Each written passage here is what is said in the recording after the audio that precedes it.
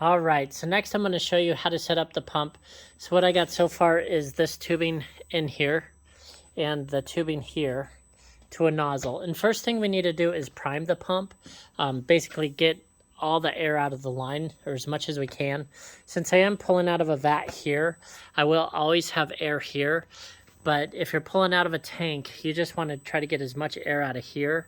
And your water, when you're filling, if you have air that goes into this pump, your fill volumes are going to be off. You always want consistent pressure going to the pump head.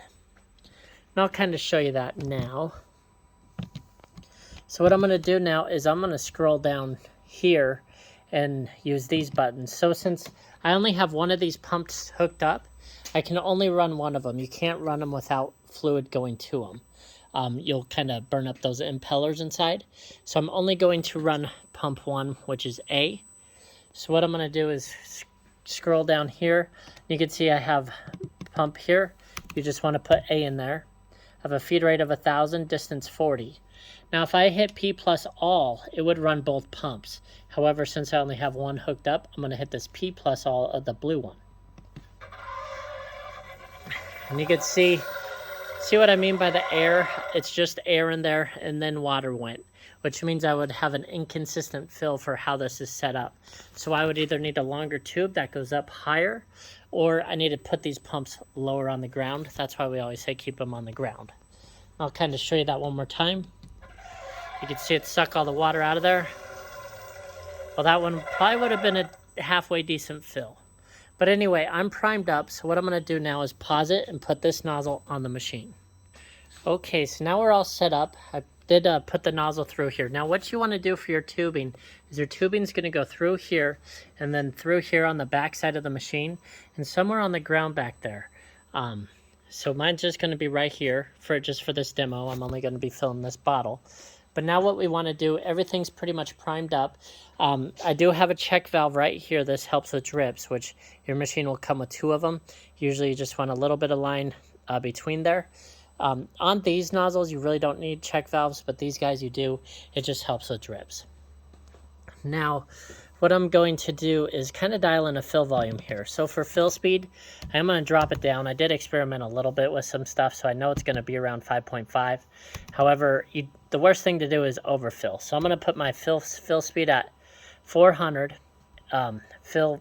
400 for my fill speed, fill volume of 3, and 0.5 for my reverse fill. And let's just see how this fills. Okay, you can see that's all we got. If I hit it again, and I am actually going to hit it a couple times just because I did just hook this up. And you can see I do got a little bit of air in the line. However, let me empty this guy. What you'll see is, since it is such a small fill, this isn't running out of fluid, which is great. Which means my fills will get real good. Okay, so there's another one. So 3 is about right there. So we need to definitely go more. So now I'm going to go ahead and put it back to where I was, which was about 5.5.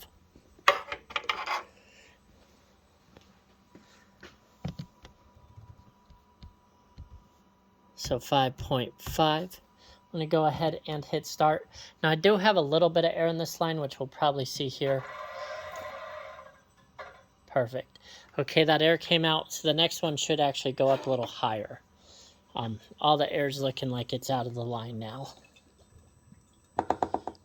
So you always need to prime your pump. Make sure all the air's out of there. Air's your worst enemy when it comes to filling.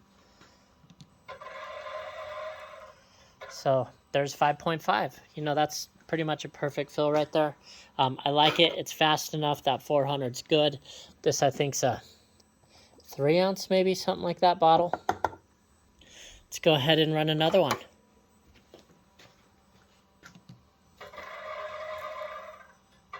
Again, right there, all my air is out of the line, so I'm going to keep getting these fills all day long. And we'll run one more. And then what you can do is kind of save these settings. So next time you run the machine, it should be pretty close to that 5.5. If you do break down your pump and you do change that impeller, sometimes you got to do a little bit bigger adjustment, but it should be around 5.5 anytime you start running it. But just save that recipe for the next time. There's 5.5 again, perfect fill. If you got any questions on this, let me know.